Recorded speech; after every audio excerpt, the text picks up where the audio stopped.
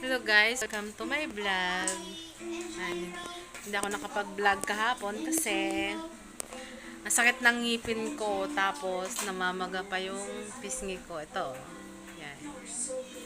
Ang ginagawa ko lang yung umiinom ako ng gamot pag sobrang sakit ng ipin ko tapos nag tawag dito nagha-hot compress lang ako. Yan. Nawawala rin naman. Ang sakit. Sakit pala pag pag namamaga ang pisngi. Sakit sa ipin, sobra. Buti na lang may gamot.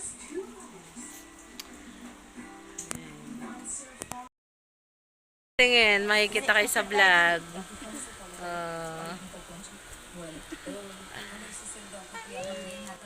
Ayan guys, may dumalaw sa amin. Isang pinsan ko, tapos pinsan ng mga anak ko. Na-mystery ang anak ko. Akala kasi nila papaluin ko yung anak ko pagdating kasi umalis kahapon. Tapos hindi na nakauwi. Ngayon lang nakauwi. Kasi yan ang anak ko. Ayan. Ginulat ko. Scarlett! Nagulat ang baby na Talaga, mama? yan. May dalang tasa, tapos parang panglanggam. Yun na yan. Okay na yan. Okay na yan. Ah!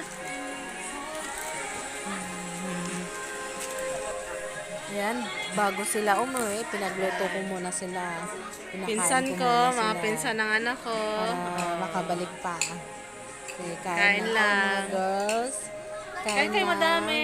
Kain, dalang papayat Pinagluto ko ko sila. na. Minsan lang lumabas. Sarap. At pumunta dito. Yum, yum, yum, yum.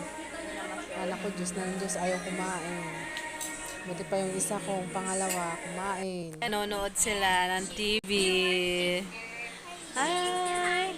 Ang anak ko tulala. Oh. Tulala sa kanyang pinapanood. Tulala. O, di may istorbo. Tuwang-tawa kay Teacher Richelle. Ha? Tuwang-tawa ikaw, oh. At si ate? Ate! Malungkot kasi wala siyang cellphone. Nasira ang cellphone niya. Kawawa naman. Makipagtantra na sa ate. Ay, Bantay ka na dyan kay Scarlett. Ah, tuwang-tuwa. Ah.